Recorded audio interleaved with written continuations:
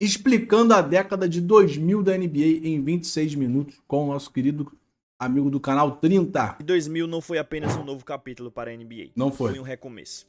Jordan já tinha se aposentado, o império do Bulls estava desfeito e a liga estava totalmente aberta. O que veio depois foi uma montanha-russa de caos e dominação. Um tricampeonato em Los Angeles, a consolidação de uma dinastia em San Antonio e uma batalha constante pela identidade da liga. Vimos o auge de Allen Iverson, a chegada de um jovem LeBron, a ascensão de Kobe, a queda de Shaq e o molde do que seria a NBA moderna. Dos dribles de rua que viraram cultura, a expansão internacional, de defesas sufocantes a cestinhas imparáveis. Os anos 2000 entregaram tudo. Drama, emoção, manchetes históricas e heróis que marcaram a geração. Agora é hora de voltar no tempo, temporada por temporada, lance por lance. Esta é a história de cada ano da NBA nos anos 2000.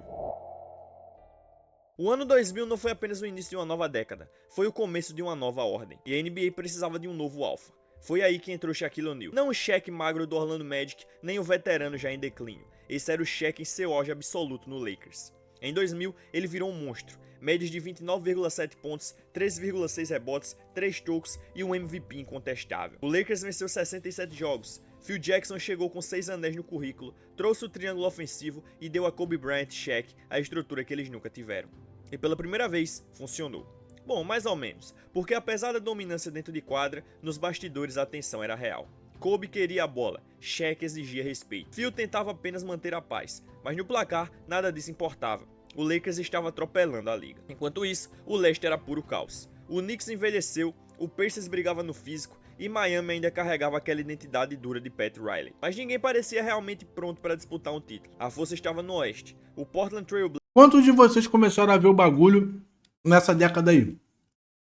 Eu confesso que eu comecei a ver depois. Blazers com Rasheed Wallace, Scottie Pippen e um dos elencos mais profundos da liga era candidato de verdade. O Spurs, atual campeão, continuava perigoso. Mas o Lakers era inevitável. Até que não foram. Nas finais do Oeste, no jogo 7 contra Portland, Los Angeles estava 15 pontos atrás, com um pouco mais de 10 minutos para o fim. A dinastia quase morreu antes mesmo de nascer. E então veio a reação. Kobe começou a atacar, Shaq começou a esmagar no garrafão, a defesa fechou. Até que aconteceu a jogada que virou símbolo. Kobe dá o lob, Shaq enterra gritando. O Staples Center explode. Jogo acabado, dinastia desbloqueada. Nas finais contra o Pacers, houve luta. Reggie Miller ainda acertava daggers. Jalen Rose estava inspirado. Indiana levou a série até o jogo 6. Reggie mas Miller Shaq não ia deixar escapar. 16, 17. Ele simplesmente atropelou. Médias de 38 pontos, 17 rebotes e 3 tocos. Salve, Sim, Filipado. você ouviu certo. Vai nos MVP sem discussão. E parecia fácil. O Lakers era campeão pela primeira vez desde a era Magic. A dupla Shaq-Kobe estava oficialmente formada, e a NBA inteira percebeu. Enquanto isso, outras histórias surgiam. Era difícil ver antigamente, né, mano? O jogador mais eletrizante da liga, colocando Toronto no mapa, entregando o maior concurso de enterradas da história em Oakland, naquele fevereiro. Allen Iverson seguia colocando 28 pontos por noite e carregando os Sixers na base da vontade. Tim Duncan era Tim Duncan, silencioso, cirúrgico, dominante. E um jovem fenômeno chamado Tracy McGrady assinava com o Orlando Magic, para sair da sombra de Vince. Mas nada disso importava naquele momento, porque o ano 2000 pertencia a Shaquille O'Neal. E o Lakers estava apenas começando. Enquanto o Kobe ficava o tempo todo querendo provar que nunca precisou do Shaq, você pode provar pra mim que gostou desse vídeo apenas deixando o like, cara. É só descer aí, clicar em um mísero botão. Você deixando o like, se inscrevendo no canal, você ajuda demais aqui o canal Camisa 30 a continuar crescendo e fazer com que esse vídeo chegue a mais pessoas, que o YouTube entenda que é bom, divertido pra chegar a mais amantes do basquete, beleza? Então, feito tudo isso, vamos continuar o vídeo da década. Tamo junto. Se 2000 foi o ano da ascensão do Lakers, 2001 foi o ano da resistência. Porque dessa vez, alguém estava pronto para enfrentar o Império. Seu nome era Allen Iverson, oficialmente listado com 1,83, mas provavelmente mais perto de 1,78, pesando pouco mais de 70 quilos e ainda assim o jogador mais duro da liga. Ele liderou o Philadelphia 76ers como um homem possuído, média de 31 pontos por jogo, apanhava mais do que qualquer um, levantava todas as vezes, ganhou o prêmio de MVP da temporada e deixou claro: não estava ali apenas para marcar pontos, estava ali para dominar. Mas Iverson não fez sozinho, o Sixers estava enquanto o brasileiro mentem a idade, né, para poder jogar futebol, Allen Iverson mentia a altura, pô, vai tomando. Construído para a guerra. Tinha o Depoy de Kemba Mutombo, tinha o Eric Snow, especialista em marcar armadores, tinha o Aaron McKee, vindo do banco e sendo eleito sexto homem do ano, e no comando Larry Brown, o técnico perfeccionista que odiava tudo no estilo de Iverson, exceto os resultados. Eles atravessaram o leste na raça, passaram pelo Pacers em 4 jogos. Depois encararam uma batalha sangrenta contra Vince Carter e o Raptors, sobrevivendo a um jogo 7 decidido por um arremesso que Vince errou no último segundo. E ainda enfrentaram Milwaukee e Ray Allen em mais uma série de 7 jogos, outra guerra. Quando chegaram às finais, Iverson estava machucado, exausto, mas ainda sem medo. Do outro lado estava o monstro completo, um Lakers armado até os dentes. Shaq, Kobe, Phil Jackson e agora finalmente química de verdade. Eles não eram apenas bons, eram imparáveis. Varreram o Oeste sem perder uma única partida.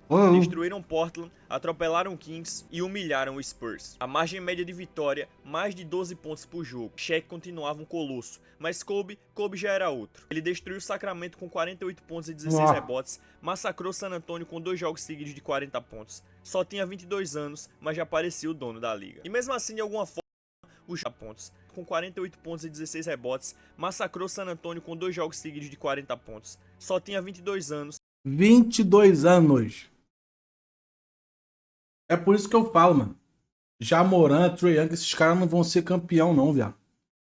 A não ser que aceitem serem carregados por outros jogadores. Mas já parecia o dono da liga. E mesmo assim, de Sou fã, forma, tá? o jogo Mas não vai das ser. finais foi de Iverson. Ninguém acreditava nos Sixers, as casas de apostas davam chances mínimas, o Lakers não perdia fazia 2 meses, e Iverson entrou no Staples Center para chocar o mundo. Meteu 48 pontos, acertou tudo que tentou, até que veio o momento imortal, o fadeaway da linha de fundo sobre Tyronn Lue. Lue cai no chão, Iverson pisa por cima dele, icônico. Os Sixers vence o jogo 1. O mundo vê que o Lakers era humano, mas só por um instante. Porque depois, Shaq acordou, Kobe entrou no modo assassino e o Lakers venceu os próximos 4 jogos, fechando a série em 5. Shaq terminou com média de 33 pontos e 15 rebotes, levou mais um Finals MVP, bicampeão, sem drama, sem dúvidas. Mas ninguém esqueceu de Iverson. O Sixers não ficou com o título, mas foram o único time a vencer o Lakers em toda aquela pós-temporada. E acima de tudo, ele conquistou o respeito de todos. O Kings estava... Allen Iverson, gênio da bola, não foi campeão nunca foi campeão, velho. Tipo assim, toda essa molecada que a galera idolatra hoje, um ou outro que vai ser campeão, mano. Por exemplo, Lamelo Ball nunca vai ser campeão. O próprio Ja Morant e o Trae Young nunca serão campeões. Isso se continuarem jogando da mesma forma que estão jogando, né? Como franchise players.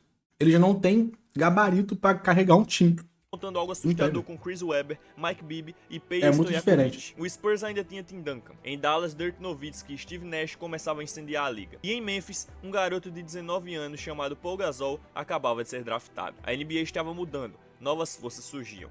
Mas em 2001, o topo ainda pertencia ao Lakers. E só havia um homem de frente contra eles. Allen Iverson desafiando o mundo a arrancar isso dele. A temporada de 2002 da NBA foi um verdadeiro prelúdio. Tudo parecia diferente. Michael Jordan não surgia mais daquele túnel com a camisa do Bulls. Agora ele vestia o uniforme do Wizards. O Chicago ainda era um desastre. O leste, esquecível. Mas no oeste, todos sabiam. 2 forças estavam destinadas a colidir. O Lakers, campeão consecutivo, perseguiam o tricampeonato. Shaq continuava sendo Shaq, dominante no garrafão, imbatível, impossível de marcar. Kobe tinha dado o próximo passo. A hesitação tinha desaparecido. E o instinto assassino estava em plena forma. Apesar de uma temporada regular mais turbulenta, ninguém tinha dúvidas de qual era o time a ser batido. Mas dessa vez, eles não estavam sozinhos no topo, porque o Sacramento Kings tinha chegado. E eles não eram apenas bons, eles eram divertidos. Chris Webber comandava tudo como um point forward, antes mesmo do termo existir. Mike Bibby era gelo puro, Peja Stojakovic era automático no perímetro. Vlad Divac cavava faltas como sua arte de encenação. E Rick Adelman tinha a bola rodando de mão em mão como se fosse o basquete do Spurs. Só que 3 anos antes. O resultado, 61 vitórias, melhor campanha da liga e o mais importante, eles tinham vencido o Lakers na temporada regular. Isso não era hype, era ameaça real. No leste, uma surpresa. O New Jersey Nets. Jason Kidd tinha acabado de chegar trocado por Stephon Marbury e mudou a franquia instantaneamente. Ele acelerava o jogo, controlava cada posse e levou o time a 52 vitórias. Kenyon Martin, Richard Jefferson, um elenco sólido, mas que ninguém realmente acreditava ser capaz de conquistar o título, porque os olhos do mundo estavam no oeste. E lá, o destino se cumpriu. Kings e Lakers na final da conferência. O que veio a seguir foi uma das séries mais polêmicas, caóticas e dolorosas da história da NBA. 7 jogos de guerra pura. Jogo 1, Kings venceu. Jogo 2, Lakers respondeu. No jogo 3, Sacramento abre 2-1. No jogo 4, o jogo de Robert Horry. Nos segundos finais, Shaq erra, Kobe erra, Vlad desvia e a bola cai nas mãos de Big Shot Bob, que mata o arremesso da vitória no estouro. Série empatada. Jogo 5, Sacramento reage. Bibi acerta a adaga, 3-2 Kings, uma vitória da glória. Jogo 6, o jogo que nenhum torcedor do Kings esqueceu. 51 lances livres para o Lakers. Faltas inventadas, faltas ignoradas, apito duvidoso, nada sutil. Anos depois, Indonag apontaria... Não, mas o Dallas Mavericks quis trocar o Luka Doncic por livre e espontânea vontade, gente. Esse jogo como exemplo de manipulação de resultados. Foi sim. Lakers venceu. Jogo Foi 7, sim, foi sim. de volta ao Sacramento. Mesmo assim, o Kings quase conseguiu. Peia errou arremessos livres, Doug Christie é eliminado por faltas, Bibb e Weber lutam até a prorrogação, mas caem e o Lakers sobreviveu. Afinal, varreram o Nets. Shaq levou Flamengo da NBA não, calma. Consecutivo. O tricampeonato estava garantido, mas todo mundo sabia. A verdadeira final tinha acontecido na série contra Sacramento. O Kings não apenas perdeu, eles foram roubados. 2002 foi o drama no auge, o three-peat de Shaq e Kobe, a ascensão e a tragédia de Sacramento, e no fundo, a NBA começava a sentir algo estranho. Havia algo que não estava certo. 2003 foi um ano de transição em tempo real. O Lakers começou a cambalear. O Kings ainda sentia cicatrizes de 2002, e o leste continuava em busca de uma identidade. Mas por trás das cortinas, uma nova geração batia na porta. No topo, quem estava de volta era o San Antonio Spurs. Tim Duncan robótico, sem emoção, isso aí é pica. Marcar, vivia o auge do seu poder. Ele não falava, não comemorava, só destruía. Média de 23 pontos e 12 rebotes. Levou o Spurs a 60 vitórias e conseguiu seu segundo MVP consecutivo. Mas havia também a arma secreta. Um cara de segundo round da Argentina chamado Manu Ginóbili, que jogava como se as regras não existissem. Bandejas insanas, passes improváveis, energia caótica. Ninguém na NBA sabia como lidar com ele. Enquanto isso, o Lakers estava se desfazendo. Gênio. Shaq ainda era dominante. Kobe já estava em modo alfa, com 30 pontos de média e arremessando mais do que nunca. Mas eles já não falavam a mesma língua. O clima no vestiário era pesado. E o pior, o restante da liga tinha alcançado o nível deles. O Kings seguia na elite. O Mavs, liderado por Dirk e Steve Nash, parecia videogame com seus números absurdos. Kevin Garnett seguia preso em Minnesota, carregando tudo sozinho, apenas para cair na primeira rodada. Os playoffs foram brutais. O Lakers caiu para o Spurs na segunda rodada. O three-peat estava acabado. Shaq estava irritado, Kobe mais barulhento do que nunca. Phil Jackson parecia cansado. A dinastia não tinha caído de vez, mas estava vazando pelas rachaduras. E os Spurs só continuaram marchando. Rachadura de vocês costuma vazar, mano? Só quando eu tomo sopa de ervilha, mano. Passaram pelos Suns, eliminaram o Lakers, bateram o Mavs em 6 jogos. Do outro lado no leste, um cenário estranho. O Detroit Pistons tinha montado algo feroz. Um time de homens feitos, sem superestrelas, só defesa sufocante. Chauncey Billups, Rip Hamilton, Ben Wallace, 50 vitórias e todo mundo no bolso. Mesmo assim, quem voltou às finais foram o New Jersey Nets, mais uma vez liderados por Jason Kidd. Tá chegando nossa NBA, porra. Detroit, mas quando chegaram às finais, encontraram um muro chamado Spurs. A série, nada bonito. Física, quando bate a caganeira, ela vaza. Muitos erros, empurrões e contatos pesados. Mas Duncan simplesmente não parava. Média de 24 pontos, 17 rebotes, 5 assistências e 5 tocos. No jogo 6, ficou a uma assistência de um quadruplo-duplo. Foi eleito Finals MVP outra vez, depois de já ter vencido em 1999. Esse é gênio demais. Campeão do jeito deles. Mas o detalhe mais insano de 2003 não foi nem dentro da quadra, foi no draft de junho, porque a NBA recebeu uma das classes mais lendárias da história. LeBron James, Carmelo Anthony, Dwayne Wade e Chris Bosh. 4 All-Stars, 4 futuro Hall da Fama, todos no mesmo ano. Absurdo isso, né? A década de 2000 tinha sangue novo. O Spurs... Será que vai chegar algum draft que... porra, chega aos pés desse daí, mano? Eu acho que a gente... não, que vai chegar vai, né? Mas, porra, acho que a gente vai esperar mais um bocado, né não? Estava no topo, o Lakers em crise. Mas a próxima onda já caralho, meu irmão, tem que cair muito raio no mesmo lugar, mano. Gerações, 2004 foi uma verdadeira revolta. Esse foi o ano em que a liga aprendeu que química importa. É muita coisa junto, lugar, e que talento sozinho não conserta um vestiário quebrado. Começamos em Los Angeles. O Lakers não estava apenas fortes, estavam insanos. Trouxeram Karl Malone e Gary Payton para um núcleo que já tinha Shaq e Kobe. 4 futuros Hall da Fama, 10 finais no currículo, expectativas infinitas. Em teoria, era um time imbatível. Shaq ainda dominava o garrafão, Kobe colocava 24 pontos por noite, mesmo lidando com problemas fora de quadra, Malone e Payton sacrificando arremessos em busca do tão sonhado anel, e Phil Jackson tentando segurar tudo antes que explodisse. Mas desde o primeiro dia parecia fora de sintonia. Eles ainda venceram 56 jogos, ainda chegaram às finais, mas nos bastidores os egos estavam prestes a estourar. Enquanto isso no leste, algo completamente diferente estava acontecendo. Detroit sem superestrelas, sem ego inflamado, sem holofotes, correndo incansavelmente pelos bloqueios. Tyshawn Prince, uma arma em 2 direções. Ben Wallace, o coração do time, baixo para a posição, mas imbatível.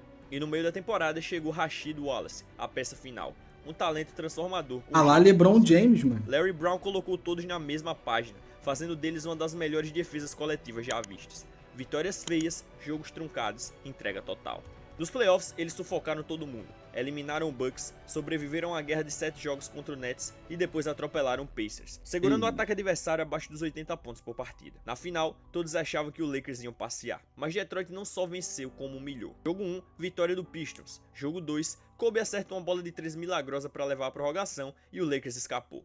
Mas dali em diante, acabou. Jogo 3, massacre. Jogo 4, outro massacre. E no jogo 5, fim da linha. Série 4-1, Pô, não tem como, campeão. né? Eles fizeram os Halls da Fama parecerem perdidos. Kobe e Shaq mal se falavam. Malone se machucou. Peyton foi exposto. E Detroit seguiu defendendo sem parar. Chauncey Billups foi eleito MVP das finais. Frio, tranquilo, no comando. Nenhum astro, nenhum drama, apenas defesa, dureza. E depois os Pistons acabaram de vez, né? Foi a declaração de filosofia. O basquete coletivo ainda vence campeonatos. E no fim, o Lakers implodiu. Phil Jackson saiu, Shaq foi trocado para Miami, Kobe ficou. Que isso? O Lakers implodiu. Phil Jackson saiu, Shaq foi trocado. Moleque, parecia... Pô, isso aqui é montagem, não é possível. Caralho, moleque, que porra de imagem é essa, moleque? A cabeça dele aqui, cara. Não, porra. Ele foi pra Miami, eu sei, pô. Moleque, olha isso aqui, moleque. Pô, moleque, quando eu vi, moleque, eu pensei que o cara tava de costas e a cabeça dele tava virada pra frente, pô. Que porra é essa, viado? O bagulho bugou minha mente. Chegou ao fim. Enquanto isso, o resto da liga esquentava. LeBron começava sua caminhada com médias de 21 pontos, 6 rebotes e 6 assistências como novato. Carmelo levou o Denver aos playoffs. Dwayne Wade mostrava ser uma estrela em ascensão em Miami. E o Spurs continuava à espreita. 2004 foi o ano em que tudo virou. O time cheio de brilho perdeu, o time silencioso venceu e o manual de como montar um campeão foi reescrito. Se 2004 foi causa de resistência, 2005 trouxe equilíbrio. Esse foi o ano em que a NBA se estabilizou. As manchetes já não eram tão barulhentas, os bastidores não tão caóticos, mas dentro de quadra, o jogo era cirúrgico. Comecemos pelos campeões. O Pistons voltou praticamente igual. Chauncey, Rip, Tyshawn, Ben Wallace e Rasheed Wallace. Continuavam com a defesa mais sufocante da liga. Continuavam sem superestrelas. Continuavam sem sorrisos. Venceram 54 jogos e atropelaram o leste de novo. Só que dessa vez o caminho ficou mais espinhoso. Miami Heat tinha dado o salto definitivo. Shaq foi trocado para South Beach. Pat Riley trouxe Stan Van Gundy como técnico. E o mais importante, Dwayne Wade virou um problema sério. No seu segundo ano já metia 24 pontos, 6 assistências e 5 rebotes. Olha isso, rápido, né? explosivo, impossível de ser marcado. Olha isso. Shaq o apelidou de Flash. Para o resto da liga, ele era um pesadelo. Tipo assim, a gente não tem hoje um jogador na NBA tão novo que faça tão barulho que nem ele, sem ser o Victor Wembanyama. Ou eu tô maluco, eu tô deixando passar alguém batido? Não, pô. Não, pô. Talvez o Chet Holmgren, só que o Chet Holmgren ele chega num ano, joga só no outro e não joga esse tamanho de bola, tá ligado? Só o Victor Wembanyama, pô. Será que o Cooper Flag vem pra ser esse cara, mano? O Heat venceu 59 jogos e se não fosse por um colapso no fim do jogo 7 das finais do leste, provavelmente teria chegado às finais. Mas Detroit ainda era duro demais, experiente demais. Voltaram ao palco principal. Lá estavam esperando os verdadeiros donos dos anos 2000, o San Antonio Spurs. Duncan continuava sendo a força mais confiável. Não, sim, faz mais barulho, né? Ele já tinha se consolidado, ousado, imprevisível, genial. E Tony Parker seguia queimando qualquer defensor no caminho. O Spurs venceu 59 jogos e nos playoffs não apenas batiam nos adversários, eles os desgastavam até o fim. Passaram por Denver, resistiram contra Seattle, venceram Phoenix em 5 jogos, mesmo com Steve Nash jogando em nível MVP. E isso armou as finais. Spurs contra Pistons. 2 monstros defensivos, 2 sistemas perfeitos, nada de egos, nada de distrações, só basquete puro. Não foi bonito, foi lento, físico, com a energia crua do meio dos anos 2000. Mas se você ama defesa, rotação e arremesso sob pressão, aquilo foi uma obra-prima. 7 jogos, um xadrez eterno. O jogo 5 virou clássico. Robert Horry, aos 34 anos, parecia ter rejuvenescido. Marcou 21 pontos no segundo tempo e na prorrogação, acertando a bola decisiva de 3 no canto esquerdo. Big Shot Bob justificou o apelido mais uma vez. O jogo 7 foi fechado, nervoso, pesado. Mas San Antonio tinha mais criadores, mais calma, mais Duncan. Ele colocou 25 pontos e 11 rebotes. Manu acrescentou 23 e o Spurs conquistou seu terceiro título em 7 anos. Duncan foi eleito MVP das finais novamente. 3 anéis, 2 MVPs. Sem barulho, só grandeza. Enquanto isso, LeBron dava outro salto, 27 pontos, 7 rebotes, 7 assistências, carregando o Cavs a 42 vitórias. Olha isso. Dirk continuava imparável em Dallas. Nash foi MVP em Phoenix, transformando o Suns em uma máquina de 62 O vitórias. Steve Nash tem uma carinha de psicopata, né? Mas 2005 foi do Spurs. Eles não falavam, não vendiam show, só venciam.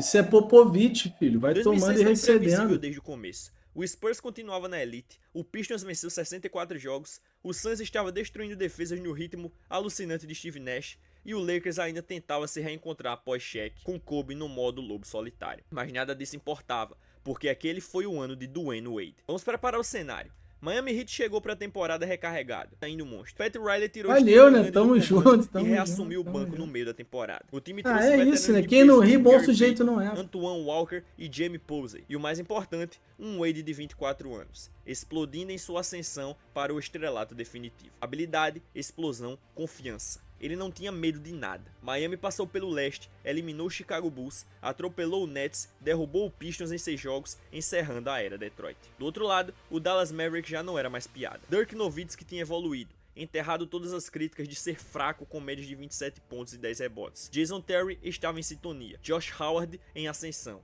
Devin Harris trazendo velocidade. Avery Johnson, ex-jogador, agora técnico, tinha o time ajustado. Nos playoffs, eles atropelaram Memphis, venceram o Spurs em uma série lendária Sempre de o meu 7 jogos, Memphis, né, com cara? Dirk marcando 37 pontos É no jogo sempre decisivo ele, e velho. passaram pelo Phoenix Suns de Nash nas finais do Oeste. Dallas parecia imparável, e nas finais, eles realmente começaram assim. Abriram 2-0 e chegaram a liderar o jogo 3 por 13 pontos no último quarto. Mas aí aconteceu o Wade. Jogo 3, o Wade anota 42 pontos e lidera a virada. Série viva. Jogo 4, mais 36 pontos, tudo empatado. Jogo 5, 43 pontos e os lances livres da vitória na prorrogação. Jogo 6, mais 36 pontos para fechar a série. O Miami completou a virada. O Wade foi eleito Finals MVP com média de 34,7 pontos em 47% de aproveitamento, marcando 121 pontos nos últimos 3 jogos. Uma das maiores atuações individuais da história. Joga muito, né? Mas nem todo mundo engoliu. Foram 97 lances livres em 6 jogos. Torcedores do Dallas gritavam por roubo. Mark Cuban acusou a NBA de manipular. Árbitros foram vaiados sem parar. Avery Johnson inexplicavelmente deixou Devin Harris no banco. E Dirk assistiu tudo desmoronar. Não foi só derrota, foi colapso. O rótulo de amarelão e não pronto para ser campeão perseguiu Nowitzki por anos. Mais uma Enquanto vez, isso, né? O Wade saiu O de Dallas. estrela para superestrela da noite por o dia. Shaq conquistou seu 4º anel, Pat Riley, o 7º como técnico, e o Heat se tornou o primeiro time desde 1977 a ganhar o título sem mando de quadra em nenhuma rodada. 2006 foi o caos puro. Drama, redenção, polêmica. Tudo o que a NBA poderia ser condensado em uma única pós-temporada. 2007 foi o ano em que a NBA começou oficialmente. O Miami a passar Heat é o partida. time Não que quebra totalmente, recorde, não ainda, né? Mas os sinais estavam por toda a parte. Shaq já não era mais o mesmo. Kobe seguia espetacular, mas frustrado. Dwayne Wade estava baleado. E os Suns, com Steve Nash ainda em ritmo de MVP, simplesmente não conseguiam dar o passo final. Mas em meio a todo esse barulho, um nome começou a ecoar mais alto do que todos os outros: LeBron James. Em apenas sua 4ª temporada, ele arrastou um Cavaliers cheio de falhas, sem segunda estrela, sem o técnico de ponta, sem elenco de apoio, até as finais da NBA. Vamos voltar um pouco. A temporada começou com velhos conhecidos no topo. O Dallas Mavericks venceu 67 jogos. Dirk Nowitzki levou o MVP. O Spurs, silencioso como sempre, ganharam 58. Phoenix parecia novamente um candidato legítimo. E no leste, Detroit ainda era uma força, enquanto o Miami Heat defendia o título, ao menos no papel. Enquanto isso, LeBron estava ascendendo. Eliminou Gilbert Arenas e o Wizards mais uma vez, passou pelo New Jersey Nets e então esbarrou no Pistons na final do leste. Foi aí que aconteceu. Jogo 5. Dupla prorrogação em Detroit. LeBron sozinho marcou os últimos 25 pontos do Cavaliers e decidiu o jogo com uma infiltração contra 4 defensores. Uma das maiores atuações da história dos playoffs. Detroit ficou atônito. Cleveland fechou a série em 6 jogos. E assim, um garoto de 22 anos de Akron estava nas finais da NBA. Mas aí veio a realidade. Do outro lado, o triturador de San Antonio. Duncan, Ginobili, Parker, Popovich. Todos saudáveis, todos no auge, sem distrações, só execução. LeBron não conseguiu espaço para respirar. Zydrunas Ilgauskas, Larry Hughes, Drew Gooden, eles simplesmente não estavam prontos. Cleveland marcou Moleque, olha os companheiros de LeBron James. De apenas 80 pontos por jogo na série. Tony Parker atropelou Meu Deus. com média de 24 pontos e foi eleito Finals MVP. O Spurs varreu o Cavs em 4 jogos. 4 títulos em 9 anos. Silenciosos, letais, dominantes. Para LeBron, foi um choque de realidade sobre o que realmente era necessário para ser campeão. Ele ainda não estava pronto, mas estaria. Pô, 2007 foi o ano em que um rei tocou no trono, mas também o ano em que o Spurs lembrou a todos que aquela ainda era a liga deles. 2008 parecia roteiro de filme pronto, mas foi vida real. Depois de anos vivendo de lembranças, reconstruções intermináveis e quedas dolorosas nos playoffs, o Boston Celtics resolveu virar a página de vez. Danny Ainge foi all-in, montando um elenco com alma e propósito. Tinha Rajon Rondo, ainda cru, imprevisível e genial. Kendrick Perkins, uma muralha com cara fechada. James Posey, Eddie House, aqueles operários que sabiam exatamente o papel que tinham. Doc Rivers resumiu tudo em uma Olha o homem aí, ó. Ubuntu. União através do sacrifício. Enquanto isso, do Olha o outro lado homem do aí, ó. mapa, um movimento mudou tudo. Chris arrancou Paul Gasol de Memphis quase de graça. De repente, Só de madrugada? Kobe Bryant não estava mais sozinho. Estaremos juntos. Tinha um parceiro de verdade, um segundo pilar. Resultado, campanha de 57 vitórias. Kobe finalmente coroado como MVP da temporada, Kobe. jogando em um nível absurdo. 28 pontos, 6 rebotes, 5 assistências, liderança e defesa sufocante. Nos playoffs, atropelaram Denver, passaram por Utah em 6 jogos e na final do Oeste eliminaram San Antonio em 5. Foi o quarto duelo Kobe x Duncan. Dessa vez, Kobe levou. A revanche estava servida. Lakers contra Celtics, 2008 contra 2004. De um lado, Kobe queria lavar a alma daquela final perdida. Do outro, Kevin Garnett perseguindo seu primeiro anel. Paul Pierce exigindo respeito e Ray Allen em busca da redenção. O ápice veio no jogo 1, quando Pierce voltou de uma lesão. Tamo no joelho, junto, como pai. se fosse o novo Willis Reed, inflamando o Garden. Boston abriu 2-0. A série parecia perigosa, mas quando voltou para casa no jogo 6, não teve discussão. Massacre. Celtics venceu por 39 pontos. O TD Garden virou um mar de confete verde e branco, e a sensação era clara. Aquilo não era só um título, era a volta da mística. Toma. Aí, papo reto. Clara. Aquilo não Isso era aqui, era a volta. aqui ele farmou aura. Tomando banho de Gatorade sem fazer nenhuma expressão facial. Meu parceiro, se tu joga esse Gatorade cheio de gelo nas minhas costas, eu já ia lançar... Tá ligado? Aquela carinha que tu faz. Tá ligado? Eu já ia lançar essa, pô. Ia ficar feião na foto. O homem ali, ó, manteve a postura, né? Tipo, de pitbull, filho. Pô, aqui que tu vê, filho. Olha lá. Nem aí pra nada. Tática pessoal. Começou com Shaq e Kobe dominando juntos e terminou com Kobe erguendo 4 anéis, provando que nunca precisou de ninguém além dele mesmo. Ah, Tivemos claro. a dinastia do Spurs, a revolução operária do Pistons, o surgimento do rei em Cleveland, o Wade carregando um time inteiro nas costas em 2006. Vimos super times nascerem, estrelas caírem e rivalidades renascerem. Mas os anos 2000 foram mais que títulos. Foram batalhas que construíram legados e quebraram narrativas. Aham. Foi uma era em que moldou toda uma geração. E não foram só os campeões que marcaram a história. Teve Gilbert Arenas largando 60 em cima do Kobe, teve Baron Davis enterrando na cabeça do estado inteiro, teve Steve Francis transformando o Houston em um puro espetáculo, teve Zach Randolph, que nunca fugiu de uma briga, e Jamal Crawford, cujo crossover merecia estar sozinho no Hall da Fama.